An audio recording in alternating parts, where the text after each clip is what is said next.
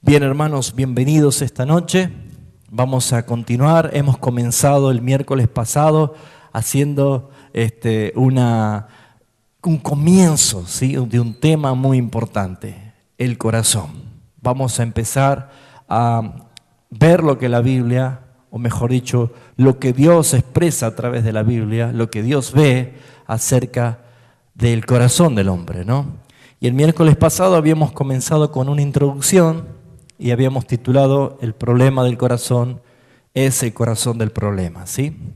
Lo primero que quiero aclarar, creo que todos podemos saber, a nivel humano, natural y aún científico, el corazón es el músculo que tenemos aquí en el pecho, ¿sí? Pero de acuerdo a los conceptos bíblicos y a los textos bíblicos, pareciera que el corazón está aquí en la cabeza, ¿no? Porque tiene cualidades y atributos que son claramente haciendo referencia a la conducta, a la decisión, al intelecto, a los sentimientos y a muchas cosas más que debemos nosotros entender que la cabeza o la mente es también llamado el corazón. Hemos visto el miércoles pasado que justamente el corazón se manifiesta en el intelecto de la persona. También es muy claro poder ver que los pensamientos forman parte de este corazón. Las actitudes, las decisiones, los deseos, las emociones y el carácter. Entonces, como hemos dado el miércoles una introducción, hoy vamos a empezar a desglosar algunos aspectos acerca del corazón. Pero hoy quiero que podamos ver específicamente lo que Dios ve en el corazón del hombre. Entonces esto nos va a llevar a dar una conclusión, cuál es la diferencia entre una persona que tiene su corazón bajo el gobierno de Cristo y una persona que aún conserva un corazón rebelde al Señor. Entonces, para poder tener bien en claro acerca de este concepto del corazón, vamos a anotar, los que están anotando, 3 puntos principales, entre muchas otras actitudes, pero 3 puntos principales. Primero, el corazón piensa. Segundo, el corazón decide. Tercero, el corazón siente. Ahora sí, partiendo de estos 3 puntos para tener en cuenta, debemos ver de que Dios, cuando creó a Adán, lo creó perfecto, bueno en gran manera. No había hecho Dios a un hombre corrupto. Dios creó a Adán perfecto, con una expresión de sus emociones, sus actitudes, sus deseos, sus decisiones, orientadas justamente para agradar a Dios. Pero por cuanto Dios creó al hombre con la libertad de elección, con la capacidad de decidir, con el conocido llamado libre albedrío, palabra que no figura en las Escrituras, pero se puede entender que el hombre, siendo creado en un estado condicional, era necesario que pudiese ejercer soberanía en su decisión. Por eso es que Dios es soberano, pero le ha dado responsabilidad al ser humano. Lo que vemos en la caída de Adán es que él sufrió trágicas consecuencias, afectando justamente su corazón. La Biblia habla de corazón como mente, como voluntad, como carácter.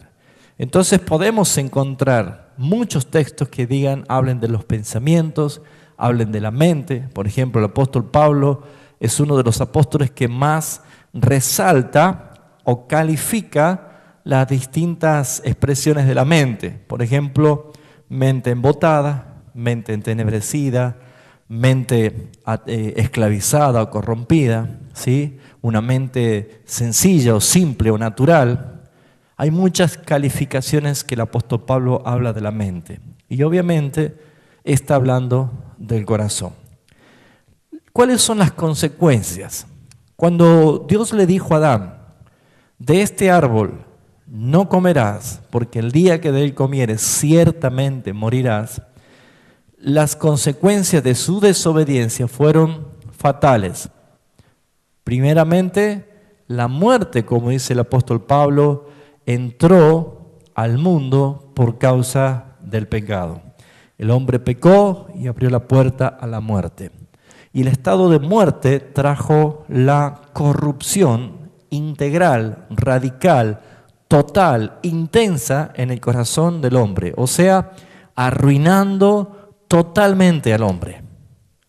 Entonces, atrofió el intelecto, porque Adán tenía una capacidad intelectual impresionante, pero atrofió el intelecto. Adán no fue el primero que atrofió su intelecto, sino que el primero que se rebeló, conocido como el ángel querubín protector del trono, llamado Lucifer. Ese ángel protector arruinó, corrompió su sabiduría a causa del pecado. Entonces, lo que hace el pecado es afectar el intelecto de la persona. Por eso es que una persona toma, por ser esclavo del pecado, decisiones incorrectas todo el tiempo. Y uno puede decir, ¿cómo puede ser que esa persona, siendo un ser racional y pensante, haga y cometa locuras? Justamente es porque el pecado arruinó, atrofió el intelecto de la persona. No puede tener ningún concepto de éxito en lo natural si no es únicamente impregnado de pecado. Pero naturalmente no puede porque se atrofió. Según estudios científicos dicen que nosotros tenemos la capacidad de utilizar el potencial de nuestro cerebro casi el 1%. No llega al 1%. El que llega un poquito más seguramente es un superdotado, una persona especial. ¿A qué se debe de que tan solo la capacidad del hombre en el uso de su razonamiento, de su inteligencia y su sabiduría solamente puede alcanzar tan bajo nivel? El pecado es el que atrofió, destruyendo el intelecto. Por esa razón, Dios no puede tener ninguna relación comunicativa con el hombre natural, porque según el apóstol Pablo, ¿qué dice? Que para el hombre natural las cosas de Dios es ¿qué? Es locura. No las puede entender, porque se han de discernir espiritualmente. Ahora, pertenecer a una iglesia local o congregarse a una iglesia local o asistir fielmente a las reuniones tampoco es motivo o garantía de salvación. Aún todavía hay personas dentro de la institución local que no entiende la palabra de Dios, no la comprende. Y entonces empezamos a deducir de que esa persona como tal no ha tenido una genuina conversión, sino que no puede discernir espiritualmente. También la caída de Adán destruyó todo buen pensamiento en el hombre.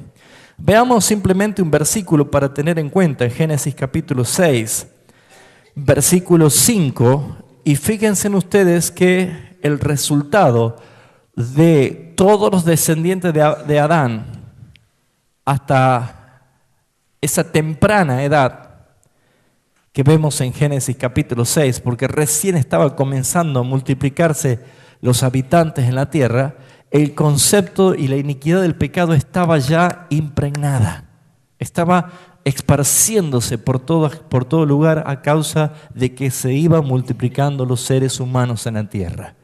Dice Génesis capítulo 6, versículo 5, y vio Jehová que la maldad de los hombres era mucha en la tierra, y que todo designio de los pensamientos del corazón de ellos era de continuo solamente el mal. ¿Qué hizo el pecado? Aniquiló totalmente los buenos pensamientos del hombre y de continuo solamente el hombre piensa en el mal. Solamente sus pensamientos. Ahora, hoy no vamos a tocar acerca de los pensamientos, pero es lo más peligroso que se manifiesta en el hombre, lo que uno piensa.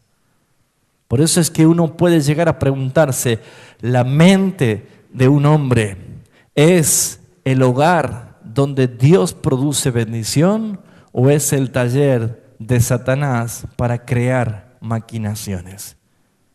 ¿Cuántas cosas puede hacer una persona que no tiene su pensamiento bajo el gobierno de Cristo? Es evidente ver lo que pasa en el mundo y cada vez pareciera que esto no tiene límites. Con la llegada del posmodernismo ha afectado muchísimo a la generación que vemos nosotros y especialmente después de la Segunda Guerra Mundial, cuando el raciocinio y el existencialismo empieza a aniquilarse. Lo más peligroso y la decadencia del ser humano ha sido cuando se ha empezado a poner todo lo relativo. Yo no puedo decir yo tengo la verdad, Juan dice tiene su verdad, Luis dice que tiene su verdad. Cuando la verdad es fraccionada en el criterio del hombre, desaparece la verdad. Y lo que vivimos en este tiempo es que todo el mundo dice tener su verdad. Por lo tanto, el pensamiento es lo que domina las masas y crea justamente el caos que hoy en día se está viviendo. Entonces también encontramos nosotros que el hombre natural quedó inhabilitado totalmente para pensar o hacer lo bueno. Muchas personas dicen, bueno, pero hay gente que no es cristiana, pero hace cosas buenas. Saben, hermanos, debemos reconocer la gracia de Dios obrando a través del Espíritu Santo, y aunque muchos no se den cuenta, podemos nosotros conocer que el Espíritu Santo está obrando en todo el mundo, pero dijimos que a través de dos manifestaciones de la gracia, una gracia común, que es justamente para que la persona que es pecadora, inhabilitada para hacer lo bueno, no pueda hacer lo bueno, pueda hacer cosas, pero que sirven justamente para la preservación y sirven para la conservación de esta raza humana, solamente porque hay un propósito que Dios tiene que cumplir. Pero la gracia especial de Dios es aquella que se manifiesta únicamente en aquellos a quien Dios ha escogido para salvación y se manifiesta a través de la obra redentora de Jesucristo aplicada por el Espíritu Santo. Entonces, si empezamos a ver nosotros cada una de estas manifestaciones, empezaríamos a darnos cuenta y a preguntarnos también si nosotros entendemos que gente impía puede hacer cosas que nos resulten para beneficio a nosotros. Por ejemplo, nosotros podemos ir a consumir un remedio de la farmacia que nos hace falta para nuestro cuerpo, pero no necesariamente el que lo hizo es un cristiano. ¿Se da cuenta? Probablemente nosotros tenemos el beneficio de poder edificar nuestra casa, pero el constructor o el arquitecto que diseñó a lo mejor no es cristiano, pero lo ha hecho por la gracia del Señor para que nosotros seamos beneficiados también. O sea, vemos el brazo de Dios que se manifiesta aún en medio de aquellos que son incrédulos. Eso se llama gracia común. Pero la gracia especial es la manifestación directa de parte de Dios con aquellos a quien el Padre dijo, te escogí desde antes de la fundación del mundo para que seas santo y sin manchas delante de mí. ¿Por qué es una gracia especial? Porque esa persona escogida, Dios le da el arrepentimiento para vida y la fe para creer y la aplicación de la redención por medio del Espíritu Santo. Entonces lo que podemos ver es que el pecado no tan solo atrofió el intelecto de la persona, sino que también destruyó todo buen pensamiento en el hombre. También el pecado permitió brotar una raíz de iniquidad en las actitudes en las actitudes de cada persona. La iniquidad es todo un tema, hermanos. Muchos ni siquiera prestan atención a lo que es la iniquidad, pero la Biblia habla que son tres cosas diferentes. Uno está acostumbrado únicamente a pedir perdón por los pecados, y está bien, pero pedir perdón por los pecados únicamente es simplemente arrancar la fruta de un árbol. Pero yo arranco una fruta y si el árbol sigue arraigado, va a volver a dar fruto. Y yo arranco el fruto y va a volver a dar fruto. El tema es que para que no haya más fruto, yo tengo que sacar el árbol de raíces. La vida de una persona se manifiesta pecado permanentemente porque nunca fue tratado el problema desde las raíces. Y la raíz se llama iniquidad. El árbol se llama rebelión y el fruto es el pecado. Y cuando nosotros podemos encontrar lo que la misión sacerdotal del antiguo pacto, lo que hacía cuando traían el cordero, el sumo sacerdote tenía que poner sus dos manos sobre la cabeza del cordero y confesar las iniquidades, las rebeliones y los pecados del pueblo, y entonces lo dejaba perderse para la expiación. ¿Y esto qué significaba? De que son tres cosas diferentes en el corazón de la persona. Y la iniquidad afecta las actitudes, hermanos. ¿Por qué? Porque según la palabra de Dios en Éxodo capítulo 20 dice que Dios es un Dios celoso que visita la maldad y la iniquidad hasta la tercera y cuarta generación de los que le aborrecen. Esto es un mal transferible en el sentido de ¿qué? De la naturaleza que traemos. Por eso se van a dar cuenta que muchos actos, y uno dice, no puedo creer que ese hermano esté haciendo o comportándose de esa forma. Puntualmente, ¿qué le pasó? Se manifestó una iniquidad. Y como dijimos, tomando el ejemplo del árbol, la iniquidad es la raíz, el árbol es la rebelión y el fruto es el pecado. Ustedes cuando ven un árbol, ven el árbol, su follaje y el fruto, pero no se ve la raíz, porque la raíz está oculta bajo tierra. Pero cuando el árbol comienza a ser viejo, ¿qué hace? Empieza a levantar las raíces y salen las raíces y quiebra las veredas y rompen las casas y empiezan a hacer todo un problema. Porque cuando las raíces se empiezan a manifestar es porque el árbol ya viejo está empezando a arruinar, a destruir. Cuando hay cosas no resueltas en la vida de la persona, las iniquidades empiezan a brotar y empiezan a arruinar.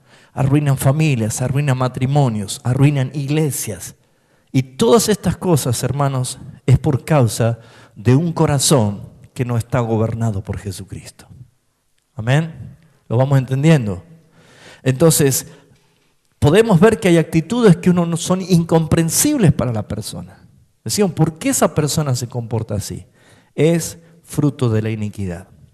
También podemos ver nosotros que el corazón que está bajo tinieblas sin gobierno de Cristo es un corazón que está con sus decisiones esclavizadas. Sus decisiones esclavizadas. Una de las cosas que el apóstol Pablo dice en Romanos capítulo 6,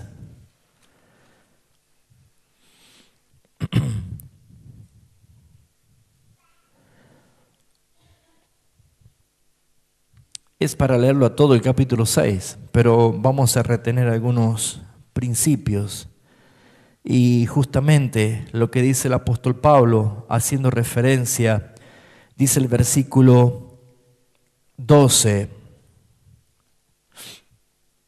dice, no reine pues el pecado en vuestro cuerpo mortal, de modo que lo obedezcáis en sus concupiscencias, ni tampoco presentéis vuestros miembros al pecado como instrumento de iniquidad, sino presentaos vosotros mismos a Dios como vivos de entre los muertos, y vuestros miembros a Dios como instrumentos de justicia, porque el pecado no se enseñoreará de vosotros, pues no estáis bajo la ley, sino bajo la gracia.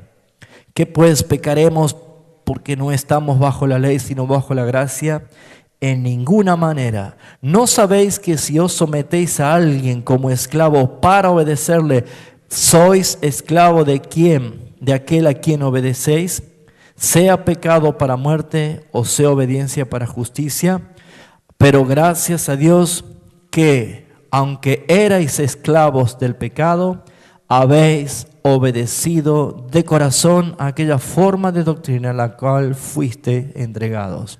Y libertados del pecado, vinisteis a ser siervos de justicia. ¿Qué está diciendo Pablo acá?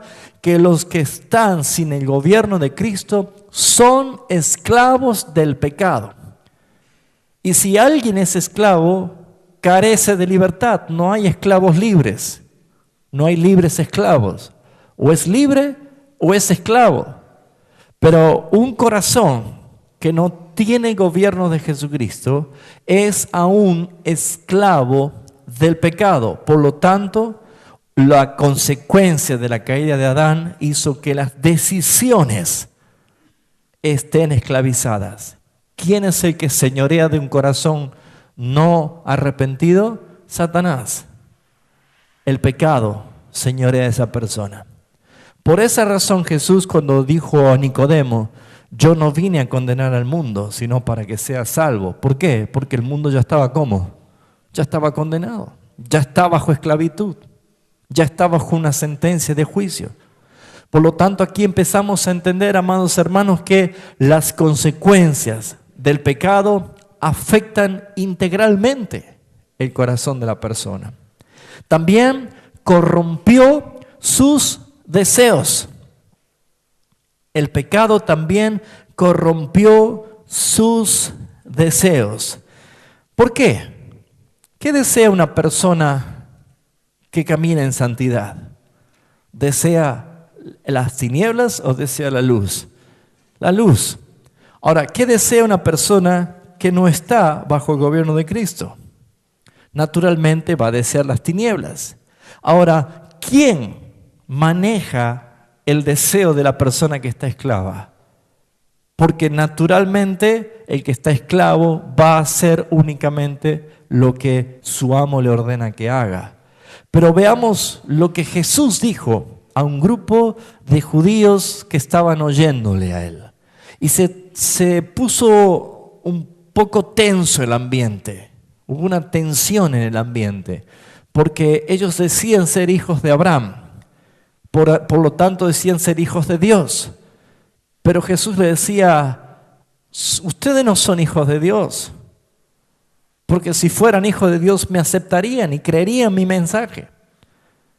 Dice Juan capítulo 8 versículo 44, Jesús, hablando con toda autoridad, Él dijo lo siguiente: vosotros sois, Juan capítulo 8 versículo 44, Jesús dijo esto: vosotros sois de vuestro padre el diablo. ¿Cómo lo estaba tratando Jesús a ellos? Si dicen, ustedes son de vuestro padre, como hijos del diablo. Jesús le estaba diciendo, ustedes son hijos del diablo, no son hijos de Dios. ¿Por qué? Fíjense en lo que dice: vosotros sois de vuestro padre el diablo, porque los deseos de vuestro padre queréis hacer. ¿Qué hizo la consecuencia del pecado? Inclinó, corrompió los deseos. ¿Cómo puede ser posible que una persona que es racional, pensante, haga cosas que atente contra su propio cuerpo?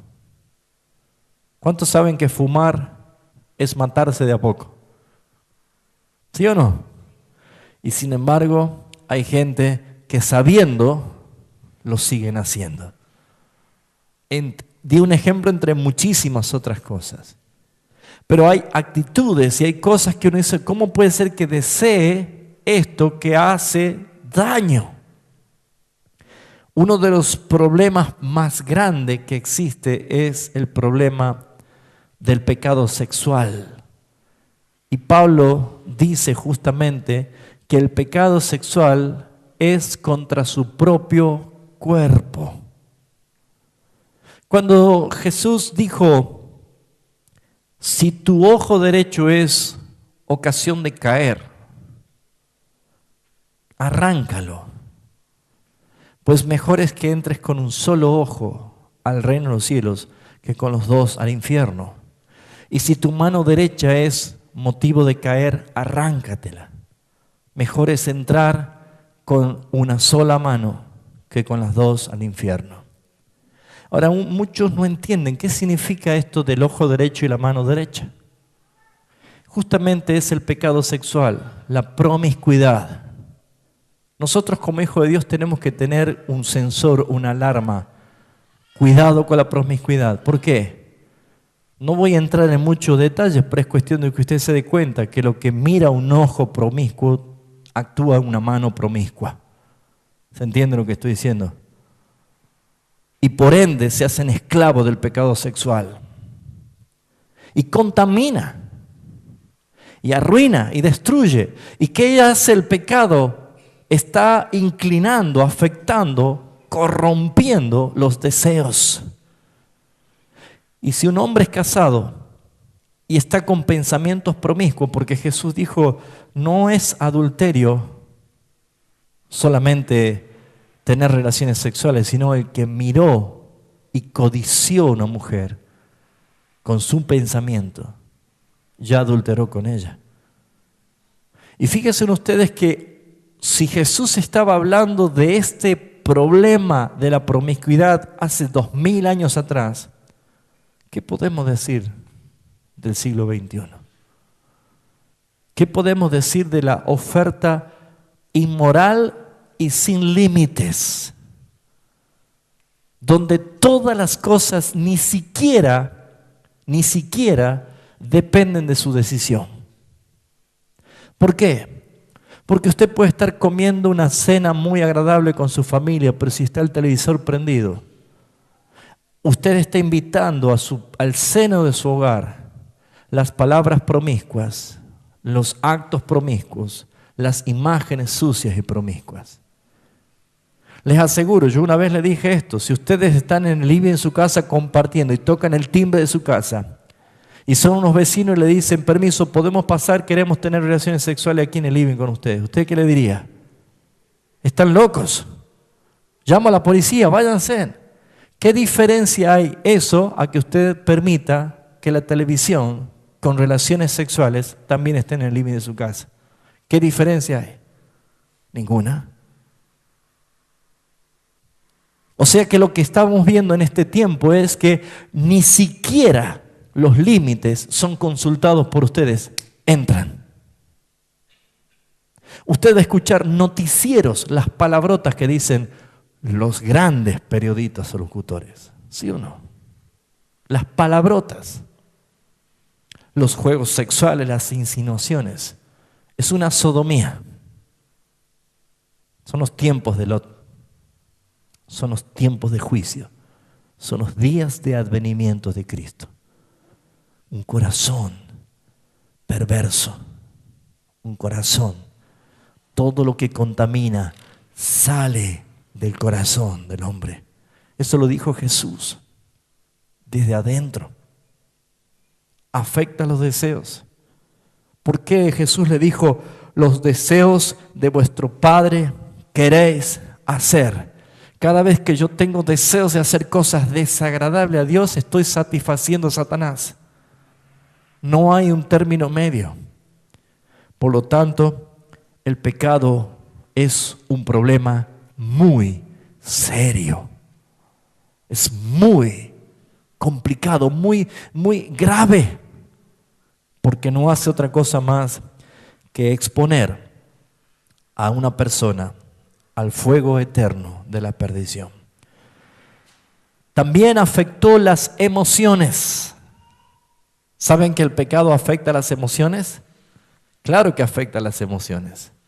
Seguramente usted habrá luchado con una emoción contraria a lo que la palabra de Dios nos dice. Las emociones se muestran muchas veces como un caballo que no tiene rienda, como un caballo desbocado, ¿sí?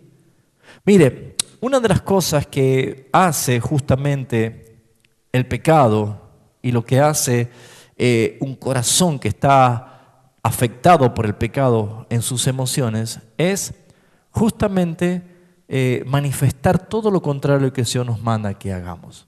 La Biblia dice, amados los unos a los otros. Es una orden, es un mandato. Pero también, si ustedes me acompañan al libro o la carta del apóstol Santiago, vamos a encontrar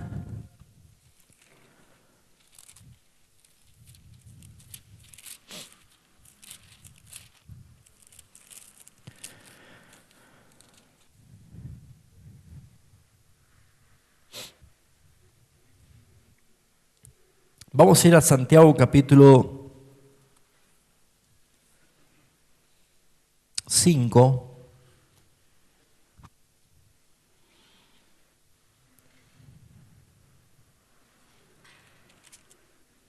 Quiero tomar lugar específico en algunos versículos. Vamos a leer el 4, para no dilatar tanto. Vamos a leer el capítulo 4.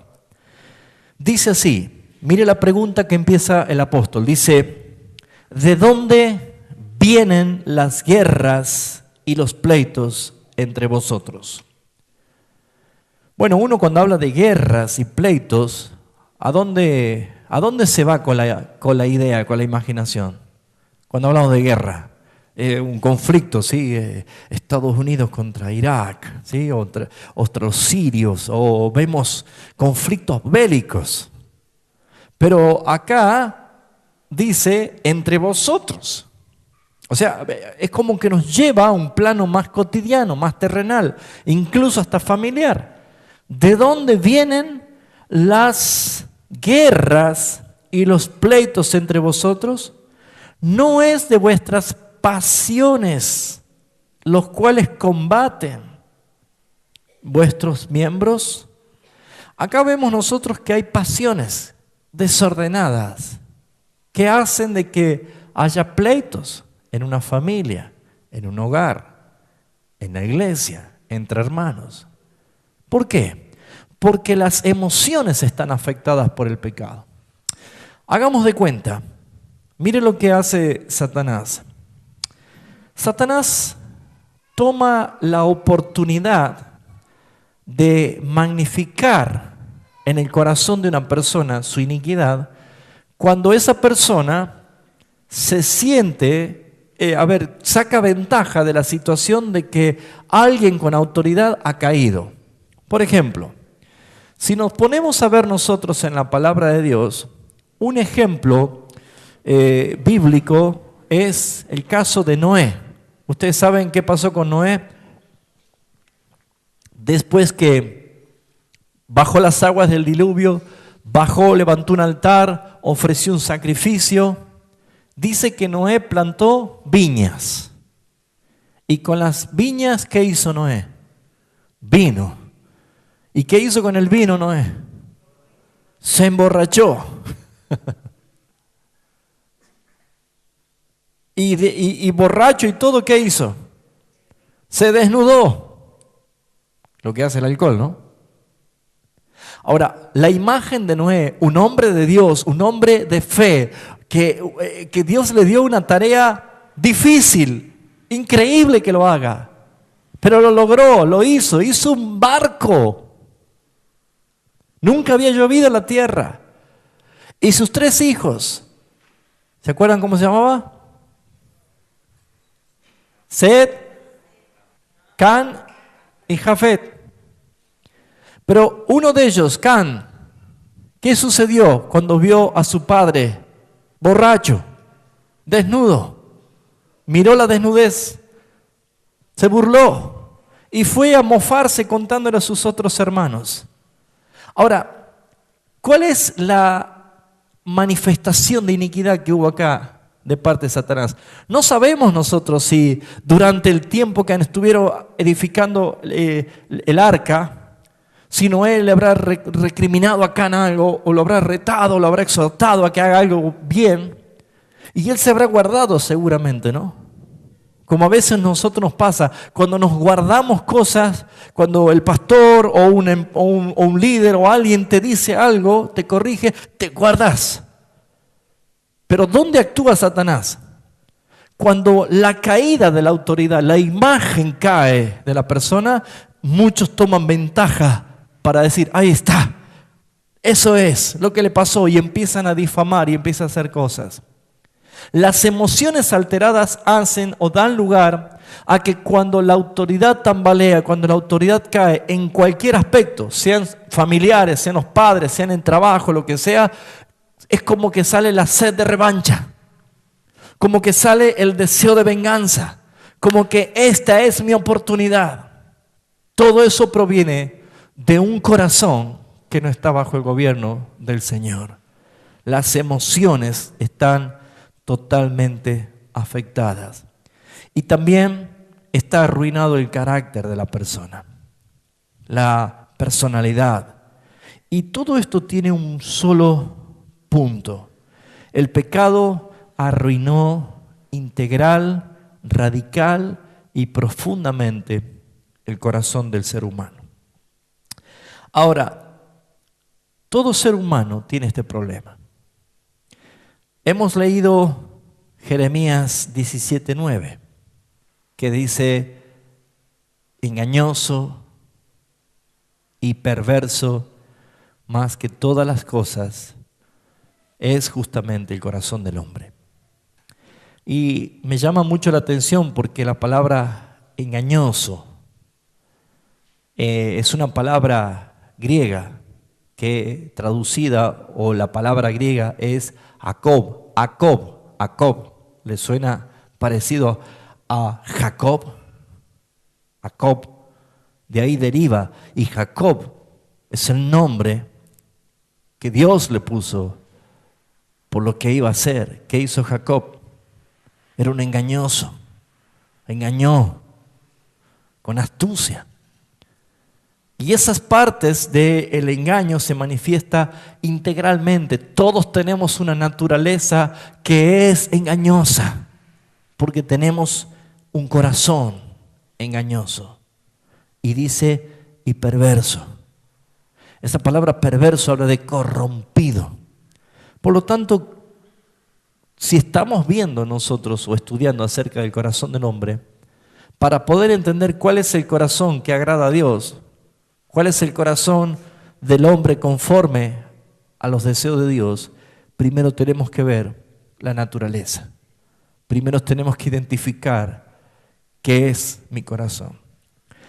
Vamos a leer 1 Reyes 8:46 y vamos a ver que este es un problema de todos los hombres, de todos y cada uno de los seres humanos. 1 Reyes capítulo 8, versículo 46, dice así la Escritura.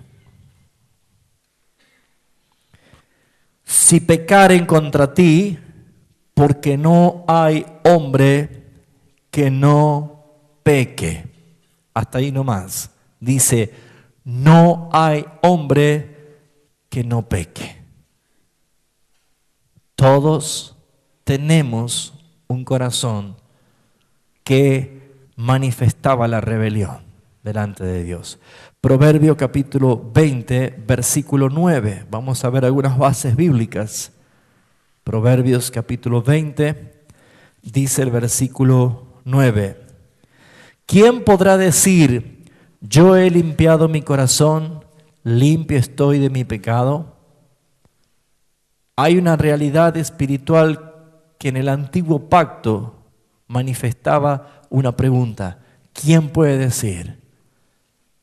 Y el único que pudo hacer posible es Jesucristo de limpiar nuestros pecados y de toda maldad. Pero está hablando de la universalidad del pecado. Ustedes han leído y han escuchado Romanos 3:10, como está escrito, no hay justo ni aún uno. No hay quien entienda, no hay quien busque a Dios, no hay quien haga lo bueno. También podemos ver nosotros que solamente el corazón del hombre, enredado en el pecado, impregnado en la rebelión, ¿Qué es lo que hace? Es enemigo de Dios, como dice Santiago 4:4, ¿se acuerdan? El que se hace amigo del mundo se constituye enemigo de Dios. Pero lo que podemos ver es que también rechaza la palabra y no acepta el corazón del hombre natural. Veamos rápido Colosenses capítulo 1, versículo 21. Y el apóstol Pablo dice lo siguiente: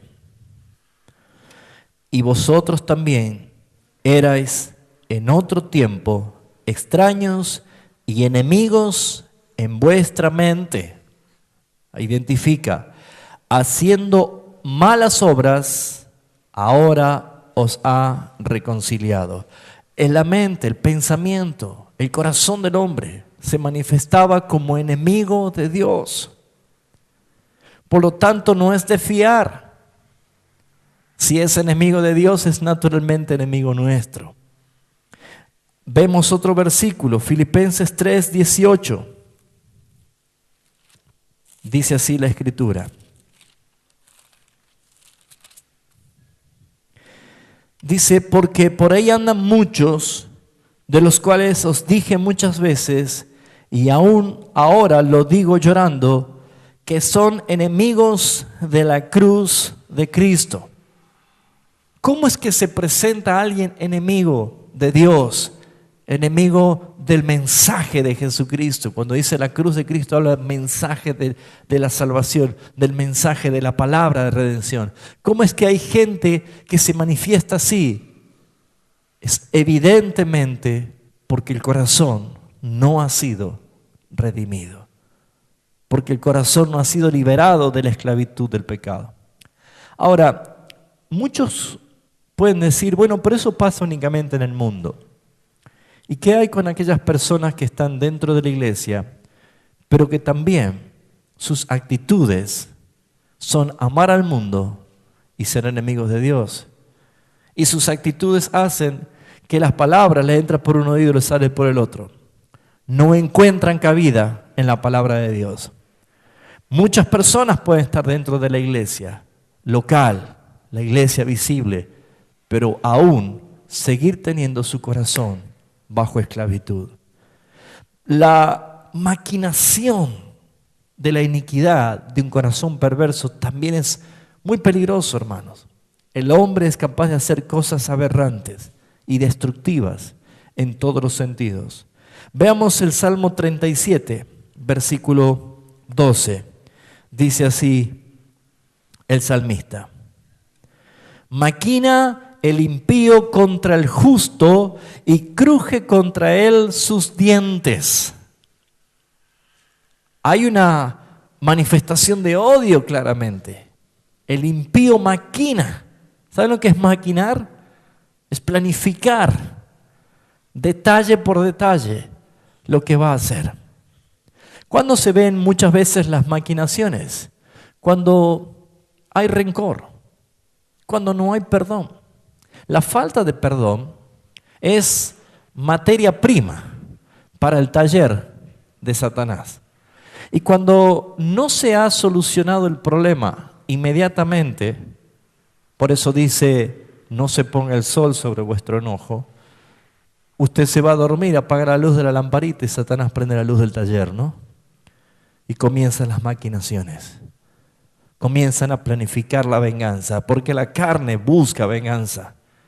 El apetito de la carne comienza a buscar satisfacer su propia justicia. Entonces, lo que vemos aquí es que la maquinación es algo que proviene justamente de la elaboración de los planes destructivos que Satanás inspira la mente del hombre para destruir a otra persona. Por ejemplo, ¿usted se preguntó por qué nosotros nos reímos de la desgracia de otro? Se puso serio. Le doy el ejemplo. Alguien se cae en la calle, ¡pum! ¿Y qué hace la gente? ¿Se pone a llorar? ¿Por qué naturalmente nos reímos? ¿O me río solo yo? Hasta hay recopilaciones de videos cómicos, ¿no? De caídas, dice. Y la verdad que es para llorar por los golpes que se da la gente. Pero sin embargo eso causa gracia. ¿De qué se ríe un niño cuando va al circo y entran los payasos? ¡Pah! Le da un chirlo. ¡Ja, ja, ja, ja, ja! Se ríen todos. ¿Por qué? Hay algo. Eso se llama morbo, ¿no es cierto? La morbosidad. Pero ¿por qué genera una expresión de alegría ante las desgracias de otro? Muy bien, si esa persona que cae es justamente alguien que en algún momento de mi vida me ofendió, me hizo algo, es como que hay un disfrute en la carne de la persona cuando nos enteramos que algo le ha pasado a esa otra persona. Esto es peligroso. ¿Sí o no? Se quedó callado. ¿Estoy inventando o le pasa a usted también esto? Eso forma parte de la naturaleza. Hay una naturaleza que debe ser crucificada cada día. Y por eso le estoy hablando de la falta de perdón cuando alguien no soluciona inmediatamente su problema. Hermano, venga, esto me pasó, necesito que arreglemos. Mañana, hermano, lo llamo. No, hoy. No lo deje para otro día. ¿Por qué? Porque empieza a maquinar. Un corazón trabaja incluso con maquinaciones de noche. Rara vez es una persona que se fue ofendida a dormir, se acostó diciendo, ay, estoy pensando cómo mañana poder reconciliarme con el hermano y darle un abrazo y mandarle un desayuno a la cama y si es posible un ramo de flores. Nunca piensan así. Sino que empieza una voz a decirte, vos tenés razón, acordate lo que te hizo aquel, acordate del otro. Y es como que empezamos a decir, sí, ¿vio? Sí, tengo razón, sí. Y sí, es verdad. Y ya quiero agarrar el teléfono y decir unas cuantas cosas. ¿Por qué? Por las cosas no resueltas. Satanás permite o hace que las maquinaciones se hagan cada vez más grandes, mayores, cuando las cosas no están resueltas. Ahora, ¿cuál es el peligro más grande? ¿Cuál es el enemigo más grande que todos tenemos que luchar? Se llama la soberbia. Se llama el orgullo, hermanos. En Satanás, en Lucifer, se llenó su corazón de orgullo, de soberbia. Hemos visto la vida de Absalón hasta el domingo. Y la soberbia es la perdición. El orgullo, hermanos. Hay cuantas cosas que la Escritura enseña y manifiesta lo que es un corazón soberbio y orgulloso. Veamos este principio. Primera de Pedro, capítulo 5. Se dio cuenta que eso es algo que no lo tenemos quizás en forma consciente, pero se manifiesta o se hace sentir permanentemente. Primera de Pedro capítulo 5, dice el versículo 5 en la segunda parte, dice, igualmente jóvenes, estad sujetos a los ancianos y todos sumisos unos a otros, revestidos de humildad. ¿Por qué? ¿Qué dice allí? Dios resiste a los soberbios y da gracia a los humildes. ¿Qué hace Dios con los soberbios? ¿Sabe lo que es resistir? Los rechaza. Lo peor que puede manifestarse en el corazón de la persona es la soberbia. Ese maldito orgullo, esa maldita soberbia no debe estar en nosotros. Es lo que hace que Dios no tolere. ¿Y sabe dónde encuentra el trono la falta de perdón? En la soberbia. Que venga Él a perdonarme, a pedirme perdón. Que venga Él primero, yo después. ¿Qué dice? El corazón del hombre siempre está inclinado a buscar lo malo. El corazón del hombre. Por eso, hermanos, ustedes conocen el pavo real, ¿no es cierto? Vio que a veces se le califica así, ¿no?, a las personas soberbias. Se cree un pavo real, dice, ¿no? Porque ¿qué característica tiene el pavo real? Cuando llega un momento y abre su cola con todas las plumas extraordinarias y colores y camina así, ¿no? Todo arrogante, mostrando la belleza, sabe lo que tiene, ¿no es cierto? Bueno, algunos animales nos hablan también de algunas conductas del hombre. Pero no podemos decir que el pavo real, cuando abre su cola, se está comportando humildemente, ¿no es cierto? Sino que todo lo contrario, está mostrándose para ser admirado. Cuando alguien tiene un concepto más alto de sí mismo, cuando alguien cree que tiene la única verdad, cuando alguien se manifiesta creyendo que es superior a los demás, es ese preciso momento en que Dios le dio un tincazo y lo rechazó. Porque Dios no soporta a los soberbios. Mire lo que dice el proverbio. ¿Cuál es la actitud de un corazón? Proverbios 23, 29. La actitud de un corazón que está inclinado al mal, entregado al mal, solamente va a buscar lo malo. Y hay una serie de preguntas que aparecen aquí, dadas por el rey Salomón. Y dice el Proverbios 23, 29 al 33, dice: ¿para quién será el ay? Espero que usted diga, para mí no. ¿Para quién será el ay? ¿Para quién el dolor? ¿Para quién las rencillas? ¿Para quién las quejas? ¿Para quién las heridas en balde? ¿Para quién lo amoratado de los ojos? ¿Para quiénes? Buenas preguntas, ¿no? Dice el versículo 30. Para los que se detienen mucho en el vino, un corazón entregado a los vicios. Para los que van buscando la mistura, más rico, ¿sí? Vamos a buscar el mejor vino. Vamos a buscar mejor. O sea, está no satisfecho, sino que quiere más. No mires al vino cuando rojea. Digo que es muy tentador, pero dice, cuando resplandece su color en la copa, se entra suavemente, mas al fin como serpiente morderá y como áspid dará dolor. ¿Qué está diciendo? No estoy haciendo apología de que diga, hermano, no tome nunca más vino. Te estoy hablando de un corazón que es llevado a la tentación. Te estoy hablando de un corazón que es inclinado al mal. ¿Y saben dónde está? Esta ilustración es el mismo cuadro con que Eva cayó ante la tentación. ¿Qué vio Eva?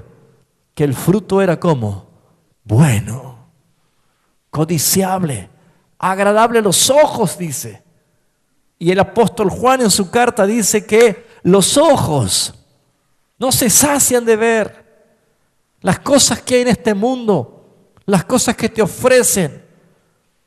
Por ahí empieza la tentación.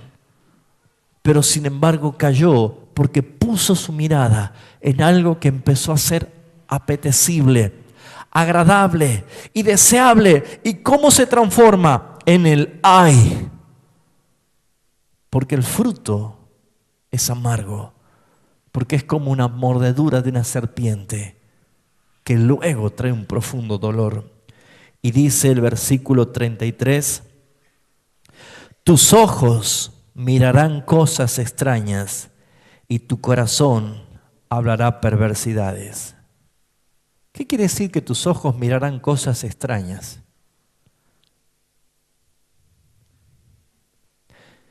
¿Escuchó hablar de alucinaciones? ¿Sí? ¿Locuras? Voy a decirle algo, hermano. No todas las visiones que tiene una persona provienen de Dios. Tuve una visión.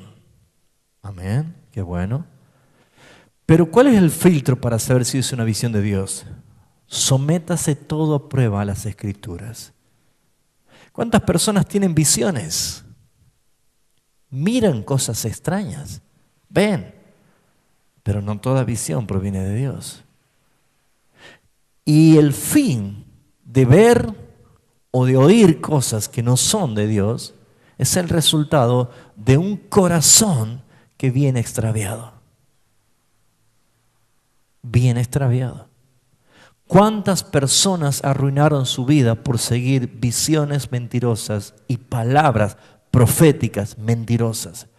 Creo en las palabras proféticas, creo en las visiones de Dios, pero el fruto siempre tiene que estar en la evidencia bíblica. ¿Cuántas personas extraviándose de la verdad han expuesto su vida al llegar al peligro? El orgullo es algo que saca de plano a una persona, la hace ver lo que no es, la hace experimentar cosas que no es. El otro día le decía a Carolina, había tenido una tarde libre, había salido a andar un poco en bicicleta y pasando por uno de los bares del Parque 9 de Julio, uno se da cuenta cuando es una persona adinerada y cuando es una persona que aparenta. Y estaba allí sentado tomando en pleno sol, con un traje, una corbata, 3 de la tarde, un balde y un champán. Estaba así tomando. Y uno se da cuenta que no es. Y me dice, Caro, esa es una carnada. Alguno va a caer allí, ¿sí? Y termina envuelto en sus palabras y después le termina pagando todavía el champán a esa persona, ¿no?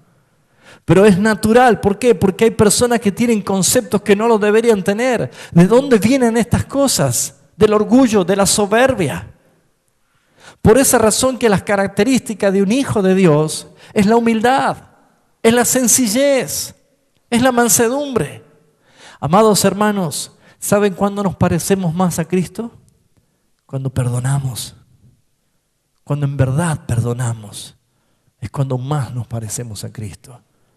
Porque eso justamente fue lo que hizo que el universo se estremezca.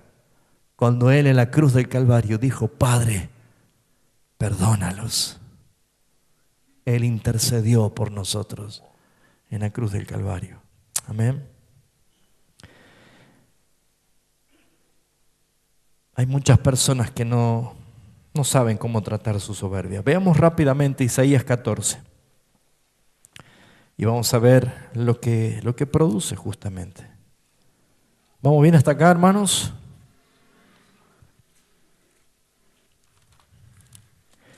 Isaías capítulo 14.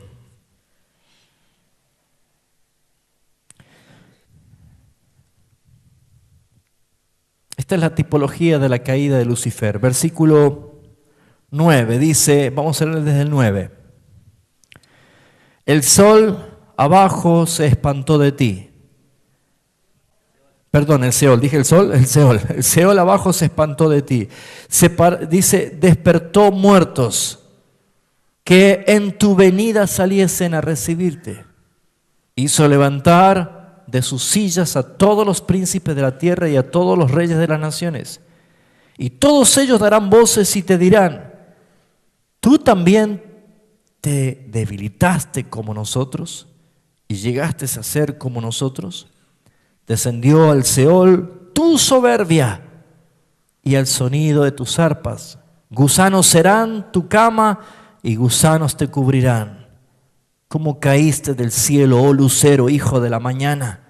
Cortado fuiste por tierra, tú que debilitabas a las naciones, que decías en tu corazón, subiré al cielo, en lo alto, junto a las estrellas de Dios. Levantaré mi trono y en el monte del testimonio me sentaré a los lados del norte. Sobre las alturas de las nubes subiré y seré semejante al Altísimo. Mas tú, derribado eres hasta el Seol, a los lados del abismo. Se inclinarán a ti los que te vean, te contemplarán diciendo, ¿es este aquel varón que hacía temblar la tierra, que trastornaba los reinos, que puso el mundo como un desierto, que asoló sus ciudades, que a sus presos nunca abrió la cárcel? la caída por la soberbia es justamente la manifestación del juicio de Dios. Y ese es el peor enemigo, hermanos. Por la soberbia no hay perdón, por la soberbia hay discordia, por la soberbia, la arrogancia, el orgullo. Eso es lo que contamina a una persona. Fíjense lo que dice Ezequiel, capítulo 28. Ezequiel, capítulo 28. También haciendo referencia a esta caída. Versículo 12. Dice: Hijo de hombre, levanta endecha sobre el rey de Tiro y dile: así ha dicho Jehová el Señor, tú eres el sello de la perfección, lleno de sabiduría y acabado en hermosura. En Edén, en el huerto de Dios estuviste, y de toda piedra preciosa era tu vestidura, de cornalina, de topacio, jaspe, crisólito, berilo y ónice, de zafiro, de carbunclo, esmeralda y oro. Y los primores de tus tamboriles y flautas estuvieron preparados para ti en el día de tu creación. Tú, querubín grande y protector, yo te puse en el santo monte de Dios, y allí estuviste en medio de las piedras de fuego, te paseabas. Perfecto eras en todos tus caminos, desde el día que fuiste creado hasta que se halló en ti maldad. Y a causa de tus contrataciones fuiste lleno de, ¿qué dice? De iniquidad, y pecaste, por lo cual yo te eché del monte de Dios y te arrojé entre las piedras del fuego, oh querubín protector. ¿Cuál es el pecado? Fíjese en el versículo 17. Se enalteció tu corazón a causa de tu hermosura y corrompiste tu sabiduría a causa de tu esplendor, y yo te arrojé por tierra delante de los reyes para que miren en ti. Amados hermanos, la soberbia de un corazón, la arrogancia, el orgullo, el ser un pavo real, tiene su justo castigo. Dios no los tolera a los soberbios. Vístete de humildad, vístete de mansedumbre.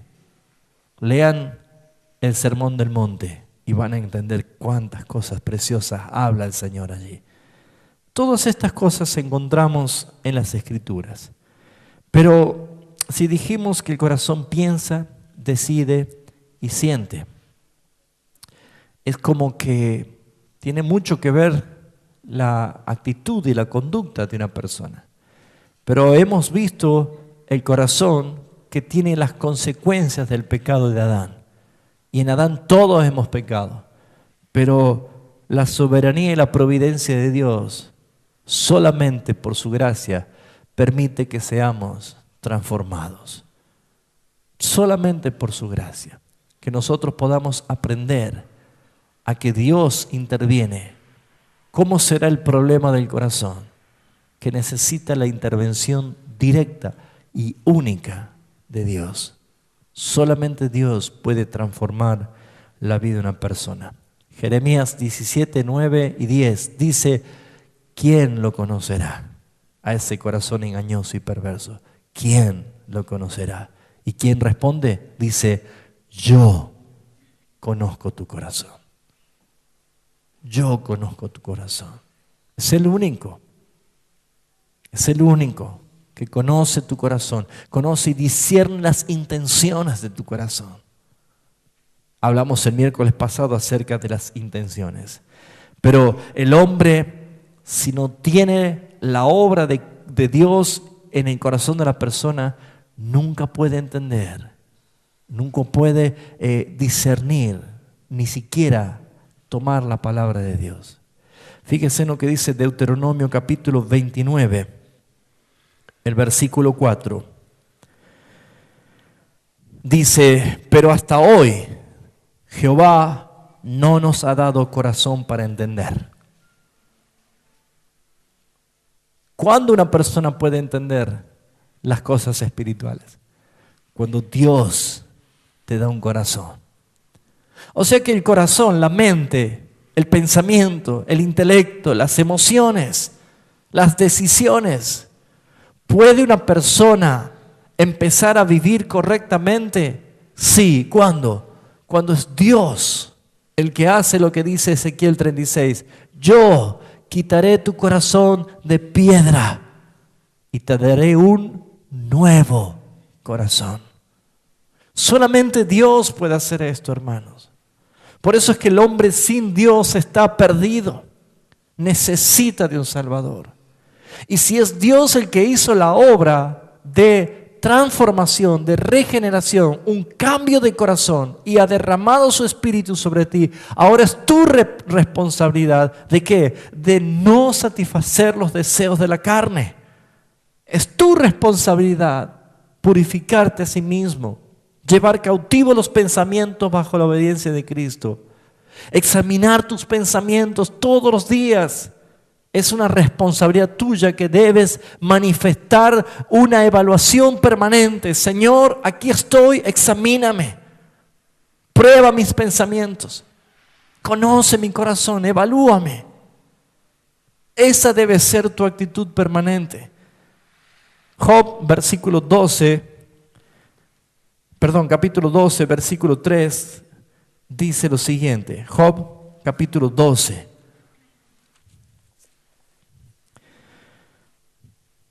Cuando Job está hablando de entendimiento, está hablando de corazón aquí, ¿sí?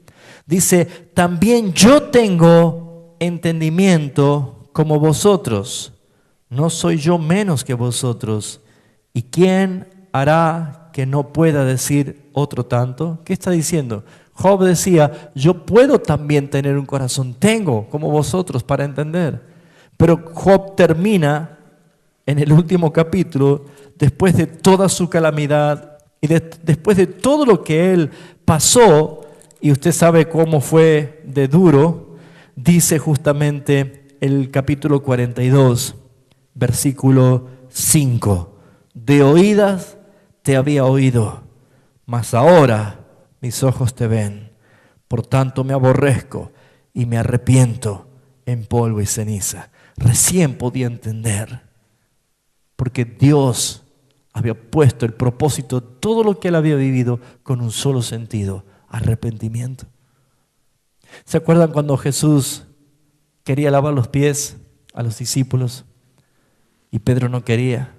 Jesús le dijo, Pedro, lo que yo hago ahora tú no lo entiendes, pero luego lo entenderás. Ese es un principio que me trae consuelo a mí. ¿Cuántas veces yo leo la Biblia y hay cosas que no la entiendo? Pero me acuerdo, lo que tú lees ahora no lo entiendes, pero después lo vas a entender. Porque tenemos un Dios de propósito. Amén. ¿Cuánto dan gracias al Señor? Estamos moviéndonos recién con esto. Pero quería hablar de lo perverso y lo difícil que es un corazón no regenerado. Pero el miércoles que viene vamos a empezar a ver lo que hace el corazón de una persona que está bajo el gobierno de Cristo. ¿Cuál es el propósito de esta enseñanza? Que usted ponga en la balanza. Y como toda persona debe someterse a una evaluación. Así dice 1 Corintios. Probaos a vosotros mismos si estáis en la fe, a menos que estéis reprobados. Pero todos debemos evaluarnos delante del Señor. ¿Saben por qué? Porque aún estamos a tiempo. Cuando Cristo venga en gloria, ya no hay oportunidad. Hoy es un tiempo de evaluación. Pero el corazón, la mente, el intelecto, es transformado cuando llega a Cristo una persona. Doy este ejemplo simplemente para que usted vaya poniendo interés para el miércoles que viene. ¿Se acuerda usted el gadareno, el endemoniado, que se liberó legiones de demonios?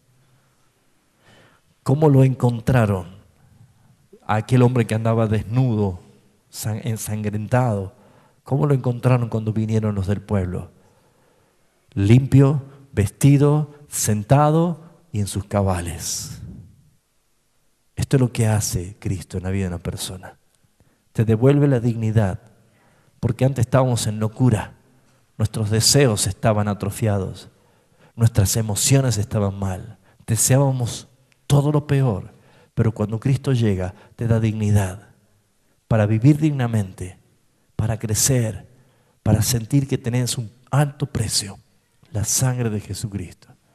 Por eso, hermanos, estamos aprendiendo para que Dios sea glorificado en todas las cosas. Amén.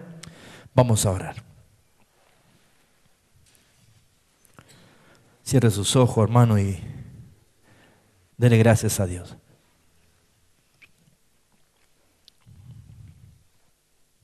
Quiero bendecir, Padre Celestial, tu santo nombre. Darte gracias por tu palabra, porque ella, Señor, desnuda nuestra alma, tal cual somos y lo que éramos y aún lo que hacíamos.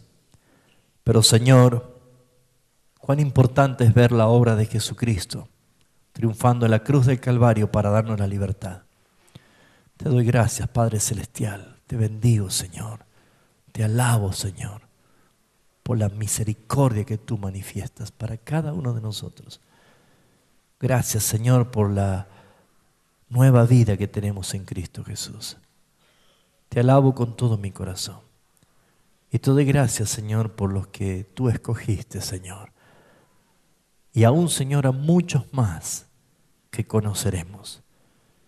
Otra vez, Señor, glorifícate en esta noche. Y gracias, Señor, por darnos la enseñanza de tu palabra. La gloria y la honra sea para ti, Señor. En Cristo Jesús. Amén.